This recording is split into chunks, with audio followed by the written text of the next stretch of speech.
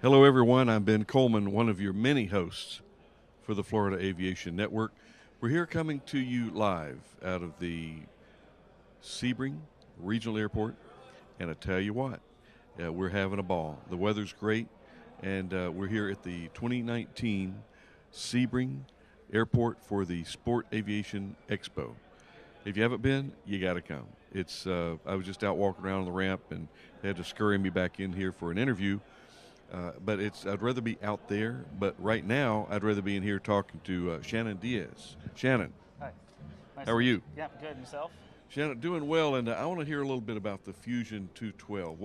What is your role with the organization? It's Magnus Aircraft, I guess, but the Fusion is one of the models that you produce. Yep. Yes, sir. I am actually the chief pilot for the Magnus Aircraft America. Oh, So I handle all the movement of the aircraft and the scheduling of all of our pilots.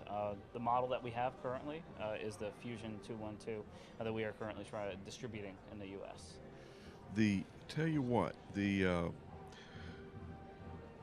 if if I was interested in getting into a two-place sport aviation aircraft, what would lead me to the Magnus uh, aircraft, the 212, the Fusion? Well, we are unique in the fact that we actually have a fully composite airframe.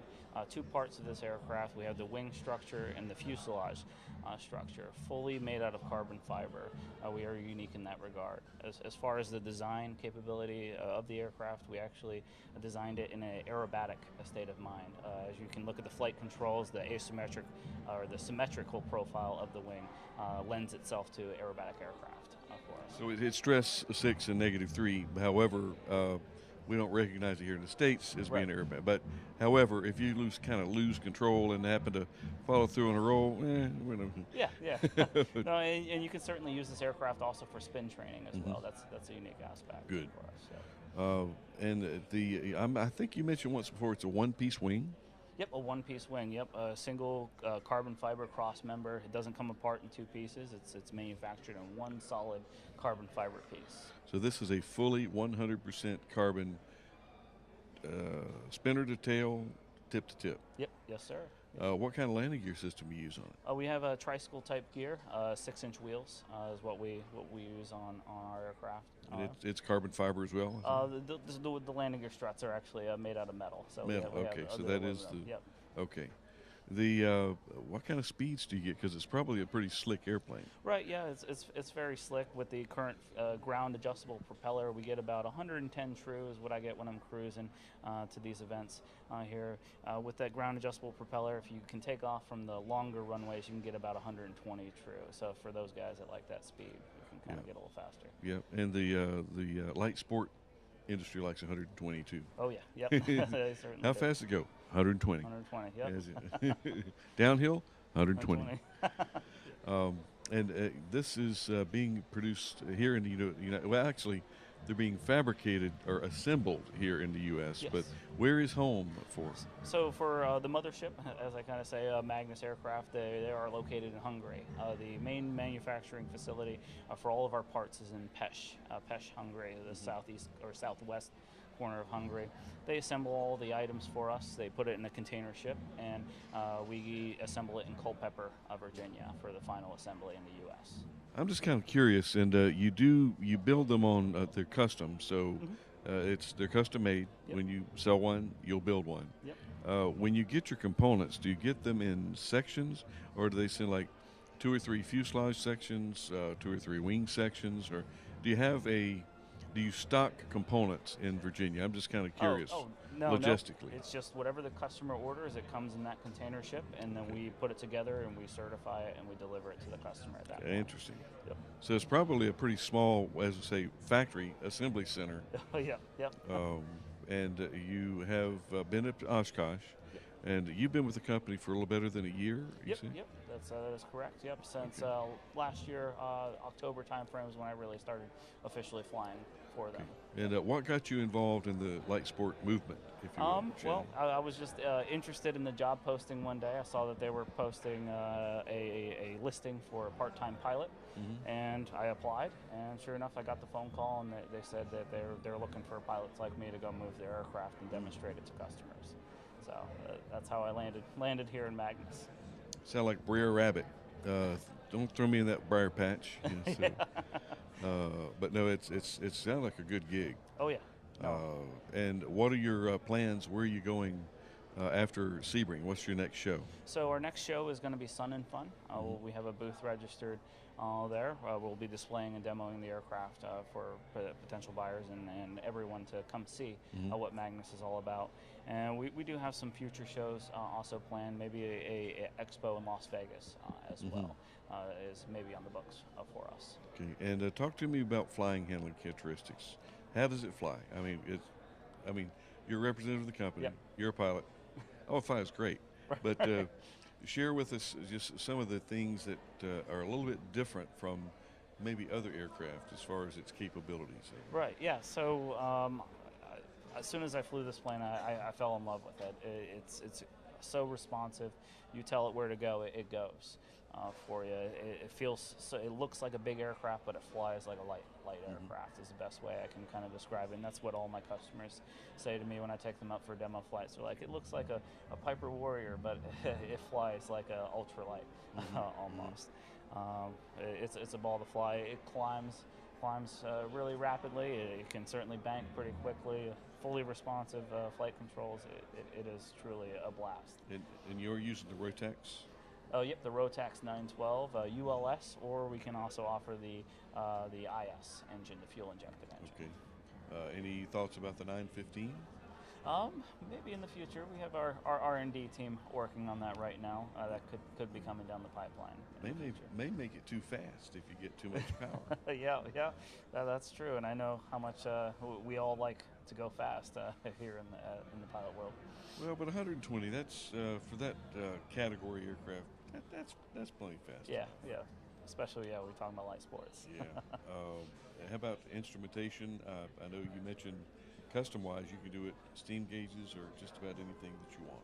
Yep, pretty much, yeah. We offer a really basic package of steam gauges. We offer the Dynon, 3 levels of the Dynon Basic, the Dynon HDX, and the Dynon Touch.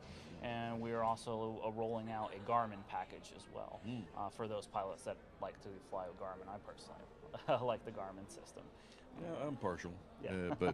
and for the most part, it's what you actually learned in the advanced aircraft. I learned in the Garmin, so I'm partial to it. But there's some pretty good systems coming out there, and that's one of the nice things about the expo here is seeing all the different manufacturers, all the different new things that are coming up. Oh yeah. And I tell you something, LEDs.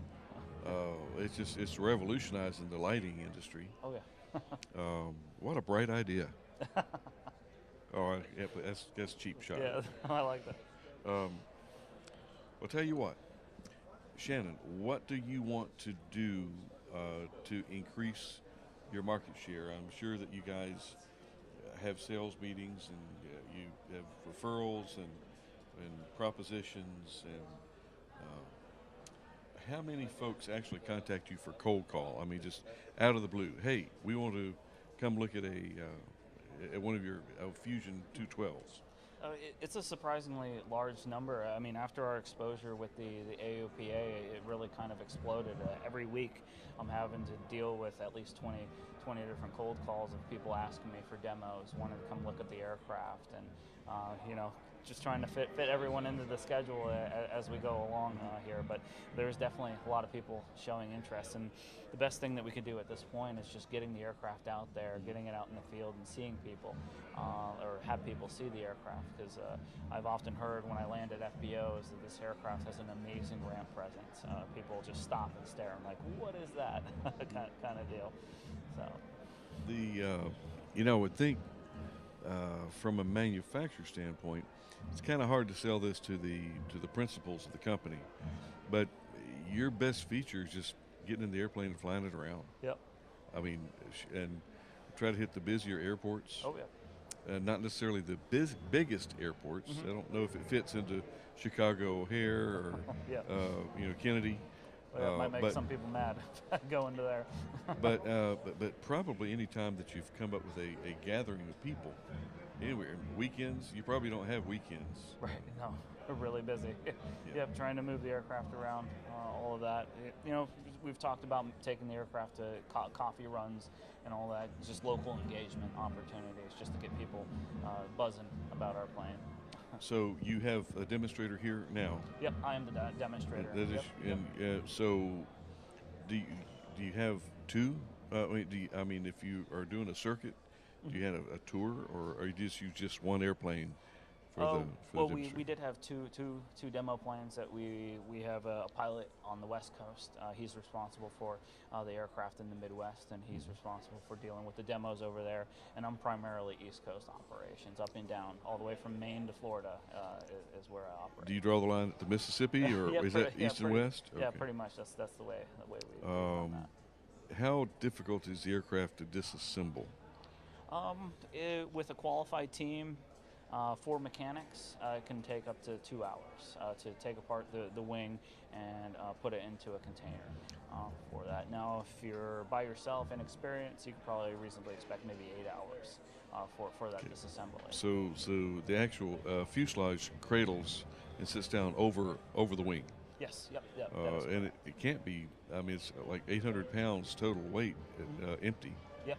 So the fuselage can't weigh but 400 pounds, 500 pounds? That's right around what I would guess that would be at right there. I mean, it's more than I can lift personally, Right, but still, relatively speaking, that's not a lot of weight. No, yeah. You use a little cherry picker and take the weight off of it. Motor lift. Yeah. So, that's the way I'd probably recommend doing that. Interesting. Yep. What else you want to share with us that might be spectacular? You mentioned something about the Yes.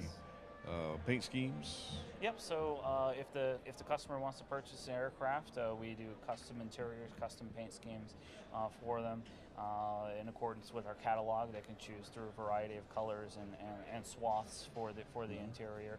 I'll tell you, the most beautiful interior I saw was in the Hungary manufacturing airport, where they had a fully carbon fiber interior, glossy carbon fiber. It looked beautiful. I'm hoping that we get that plane here next, so I can try to sell that one. But that's pretty much what we offer for that. As far as what's new on the horizon, a newer version coming out in the next coming year, we're working on the Fusion 213, which is just improving upon the 212 and installing a step on the aircraft, and just a few ergonomic changes, making the seat a little bit more comfortable for the pilots and all of that for us. How about the braking system? What do you use for a brake on the aircraft?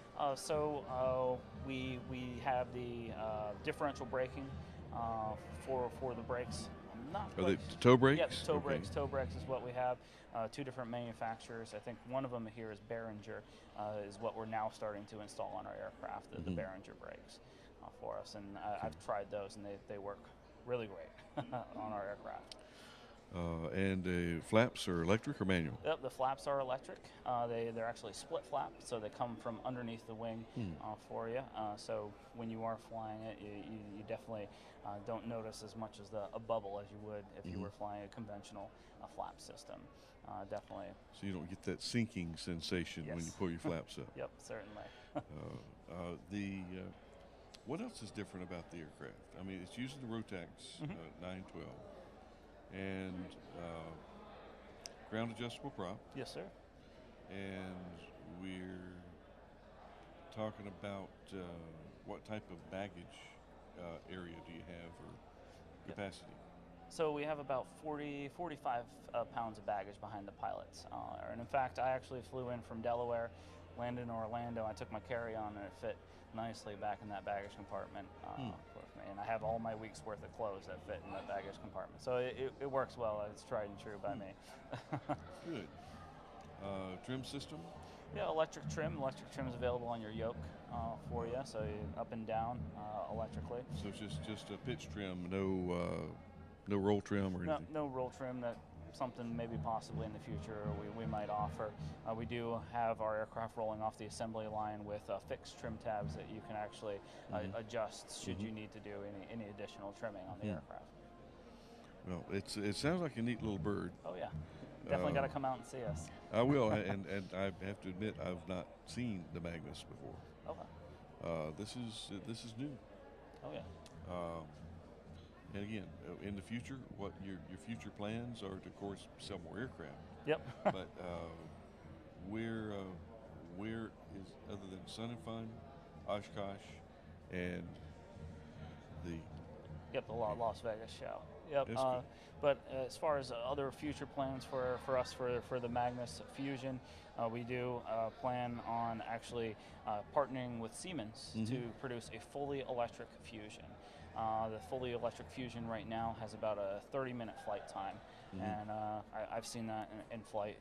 Looks beautiful, and it's truly amazing to be pioneering the electric aircraft market. Well, the electrics, they're coming. Yep, they're coming. And with all the advances we have in technology coming up, Yep. they're going to be. It's going to be a. I still can't get used to the idea of just hitting a switch and Just going. hearing the whine of electric engine. Right, it's going to be quiet. Wow. But anyway, Shannon, thank you so much for joining us here. We're going to wrap it up. Yes, sir. All right. It was a And pleasure I'm going to speaking come with outside and on the ramp when we finish up out here. you. Okay, yeah, certainly. Thanks, Shannon. All right, thank you. Okay, that's going to wrap it up for the Magnus. And if go on the website, sure, it's very easy to find, Magnus Fusion 212. And let's look forward to some of these new designs, and particularly the electric airplane. Good concept. I'm Ben Coleman, your host. See you next interview.